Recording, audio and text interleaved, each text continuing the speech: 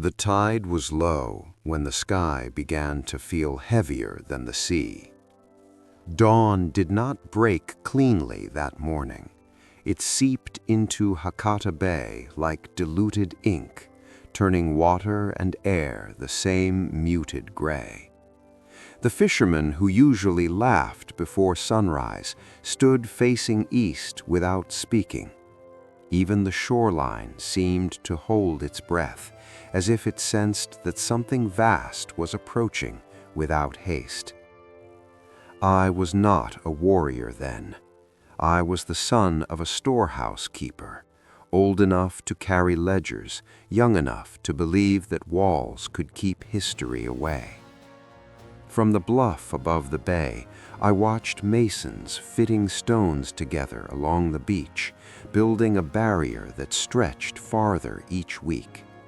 No one called it desperate, they called it preparation. The word that moved through Kyushu in those years was submission. It arrived folded inside letters from across the sea, stamped with the authority of the Yuan Emperor, Kublai Khan. His envoys did not shout threats, they delivered inevitability. Bow, they said, and join the order of the world. Refuse, and the sea will carry consequence. In Kamakura, the regent Hojo Tokumune chose silence instead of surrender. The envoys waited. Then they were executed. Their deaths were not theatrical, they were deliberate. Heads taken at Tatsunokuchi, a message returned without ink. When news reached us, it did not spark celebration, it settled over the villages like frost. After that, every horizon looked different. Ships became omens, clouds became questions. Samurai were summoned south, their armor lacquered and quiet, their faces unreadable. They spoke of honor, but their eyes drifted often toward the water, measuring distance, calculating wind. Even bravery can feel thin when facing an empire that has already swallowed continents. The first invasion came in 1274, though it did not announce itself with trumpets.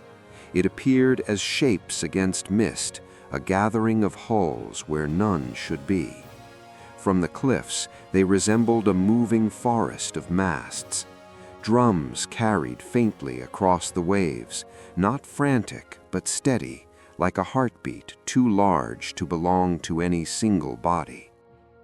When they landed, the fighting did not unfold as our warriors expected.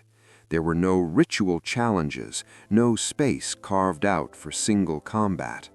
The Mongol-led forces advanced in disciplined clusters, shields locked, arrows released in coordinated storms.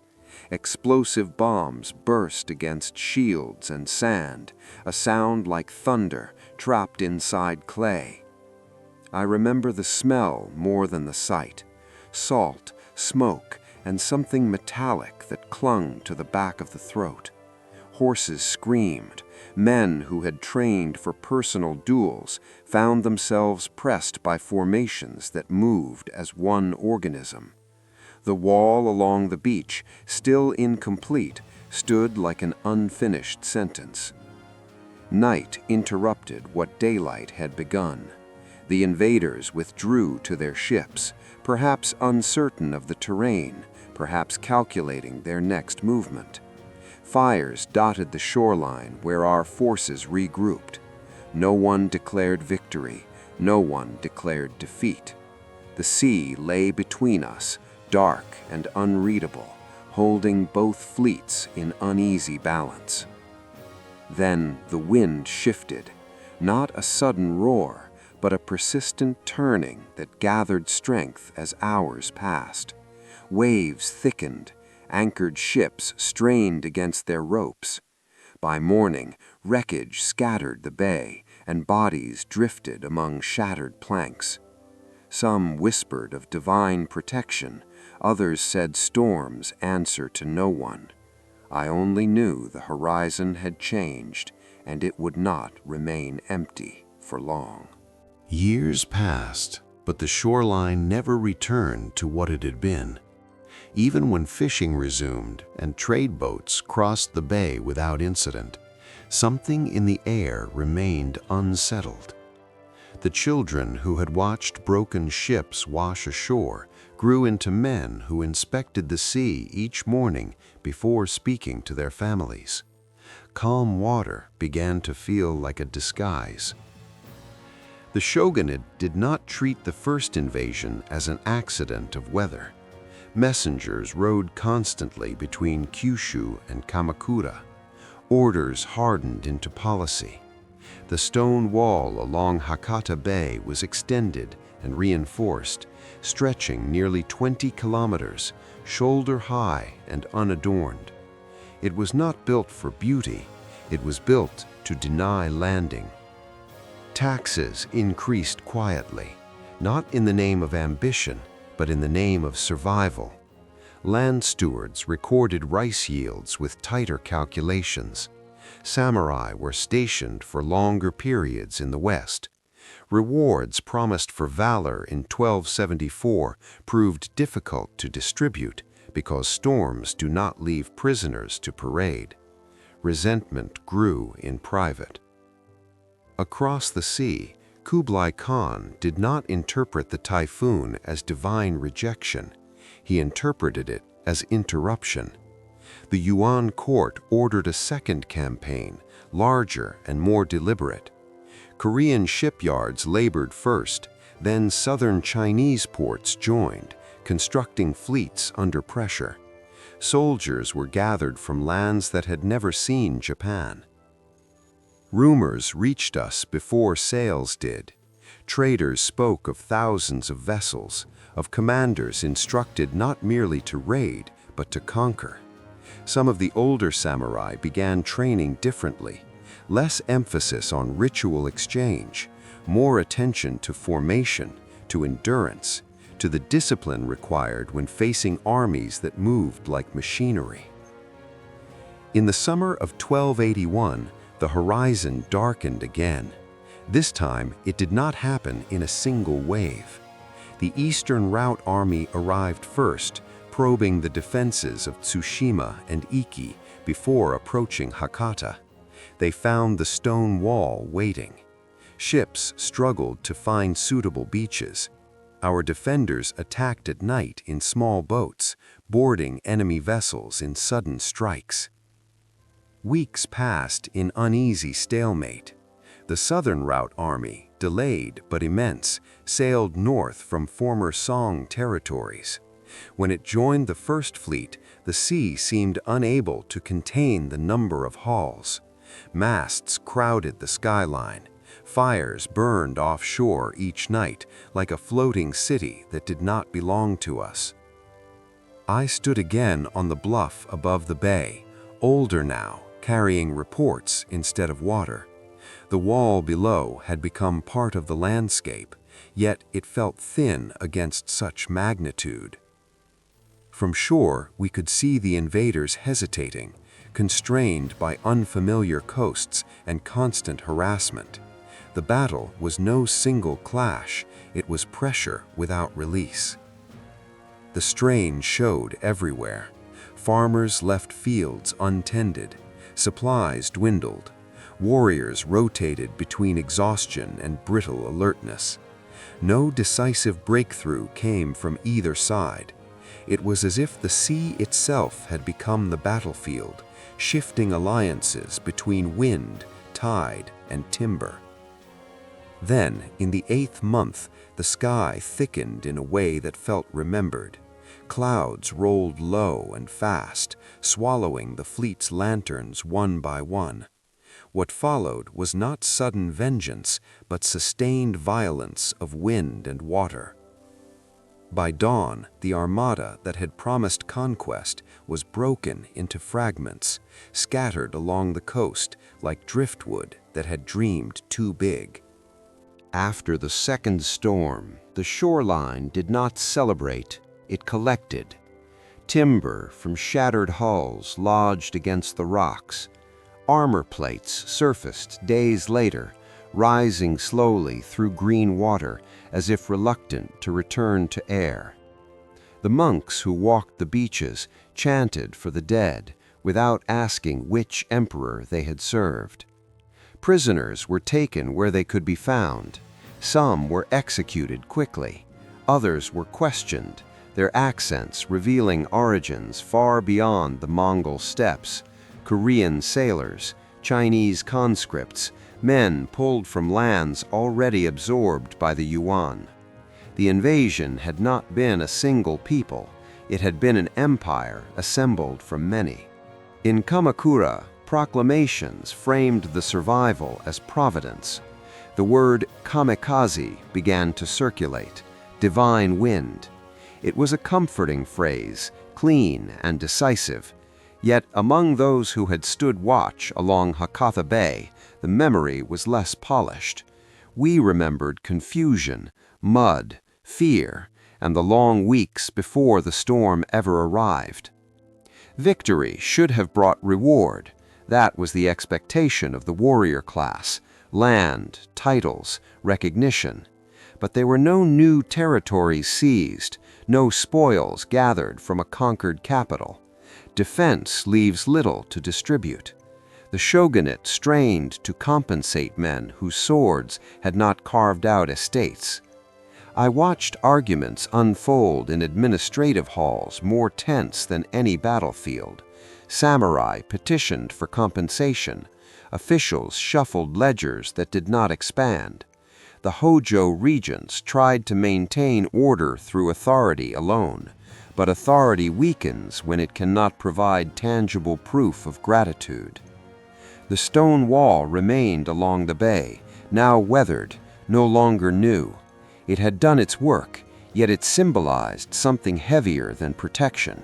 It marked the boundary between expectation and reality.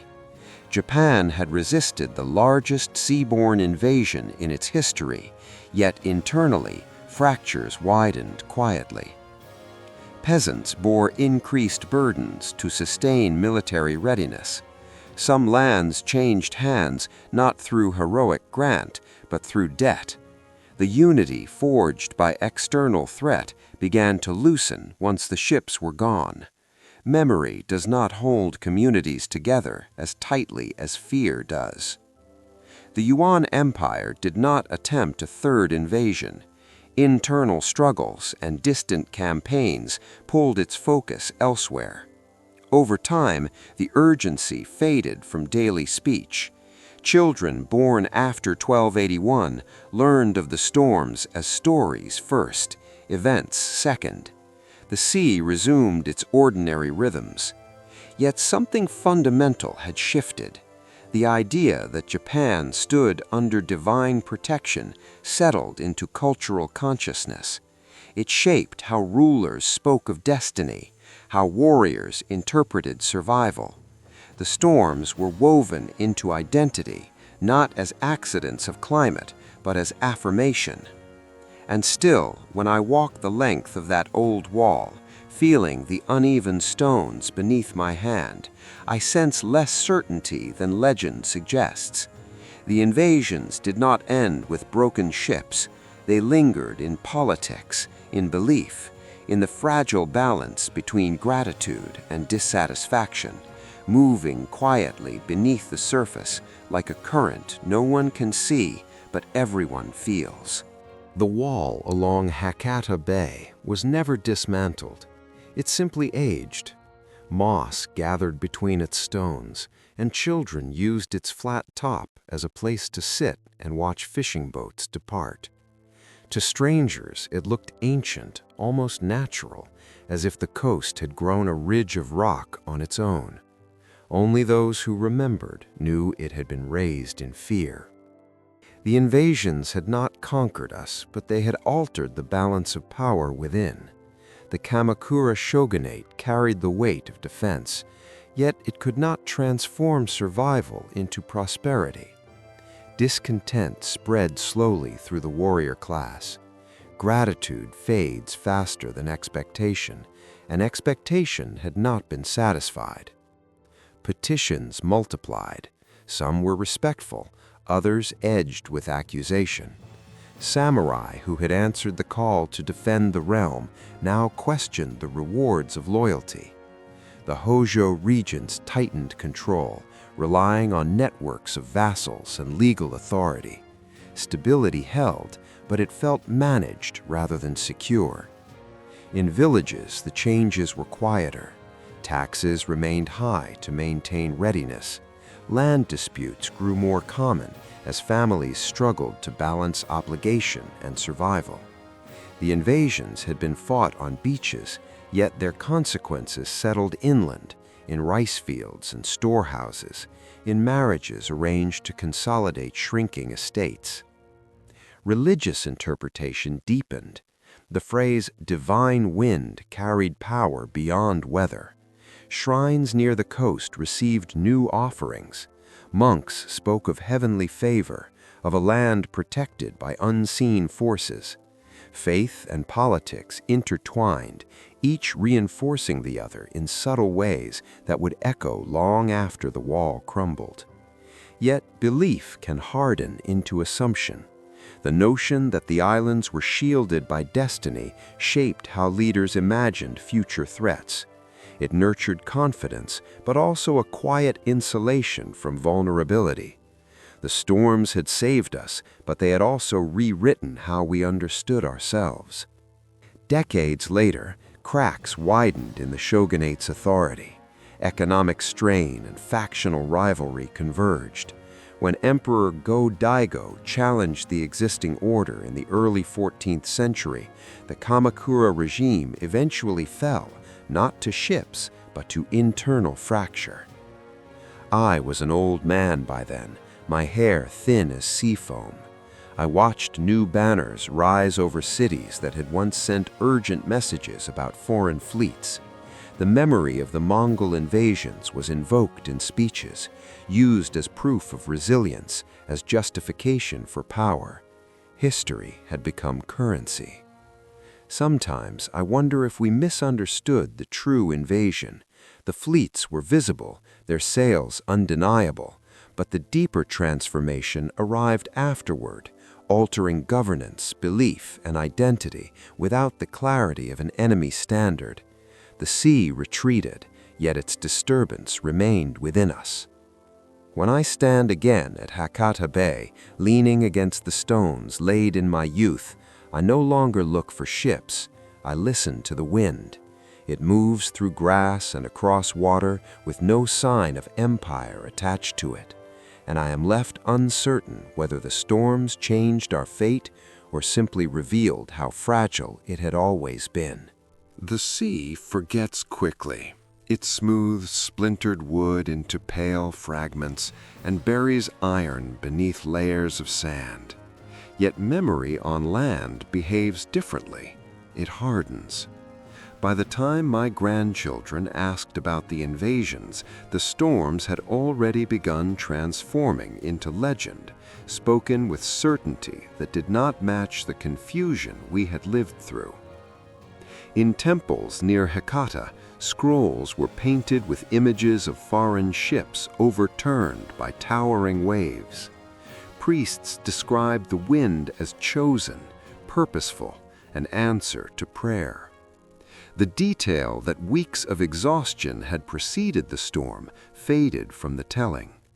What remained was deliverance, clean and decisive.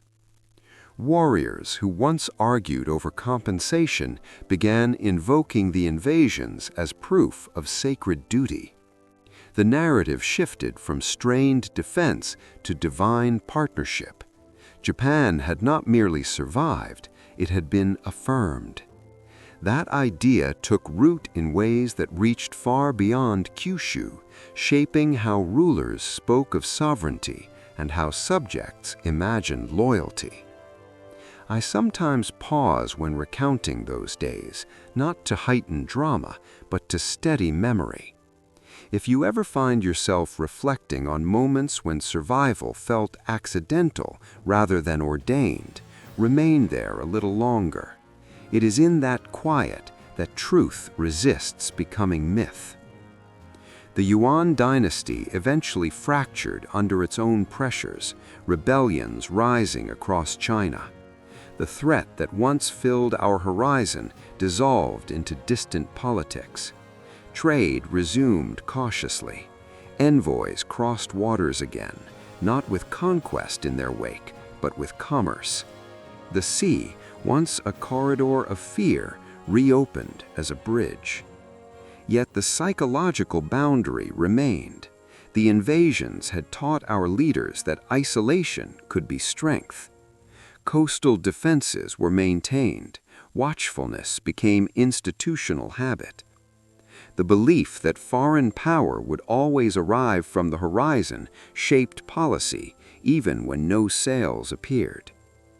Generations later, when new warlords contested authority during the Sengoku period, the memory of resisting an external empire still lingered beneath internal conflict. It offered a shared reference point, a reminder that the islands had once stood together. Even fractured unity can draw on older cohesion.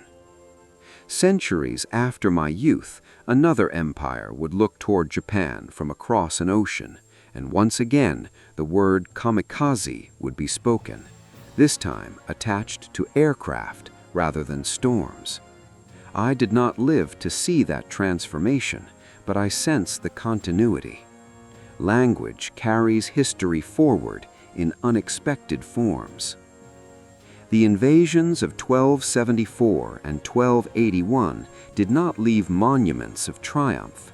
They left a coastline lined with stone and a memory shaped by wind. Their most enduring impact was not the destruction of fleets, but the reinforcement of an idea that destiny favored these shores. And yet, as I sit with the sound of waves folding into one another, I hesitate to call it destiny. Storms obey patterns older than prayer. Empires rise and recede. What changed Japanese history forever was not simply that the fleets failed, but that we began to believe survival itself carried meaning beyond weather, and that belief would guide decisions long after the wind had gone still. I have outlived most who stood beside me on the bluff above Hakata Bay.